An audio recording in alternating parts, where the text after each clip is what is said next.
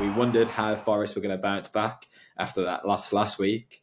They told us quite firmly how they were going to do that. They were going to do that by smashing goals in at every opportunity.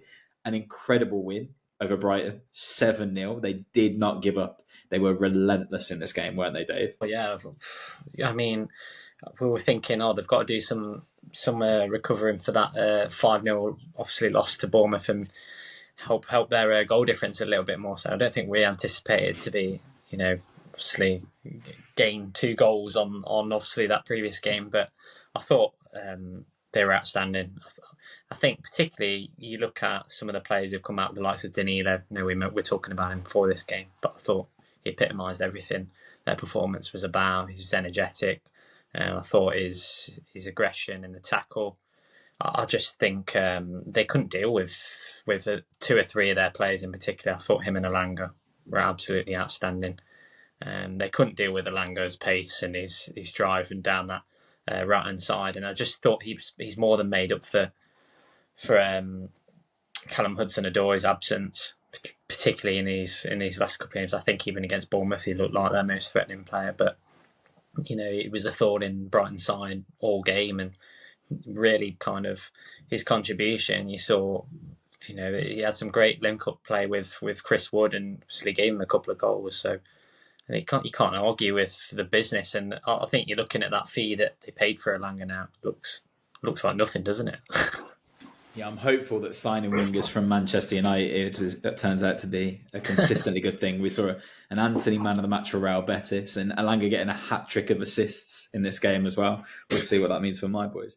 But no, that front line, Dave, I mean, Chris Wood gets a hat-trick there as well. So he's on 17 Premier League goals for the season. And Gibbs-White behind him.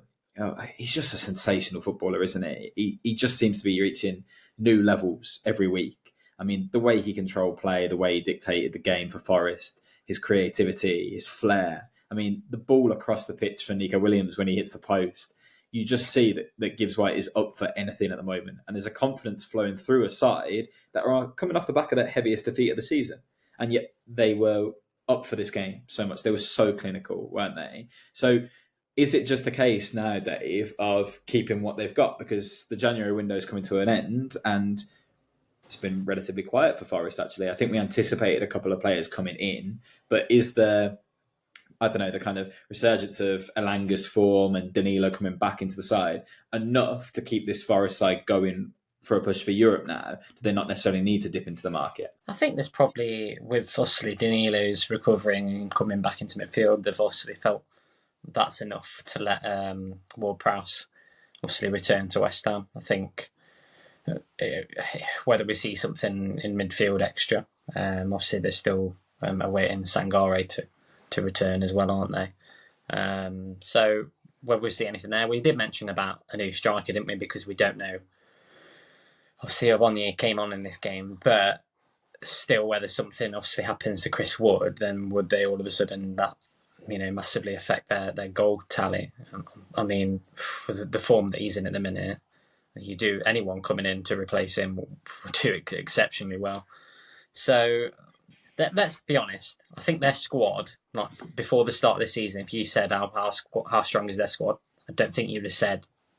Probably, we're looking at it now. I think you've got to say they've got some good strength in depth.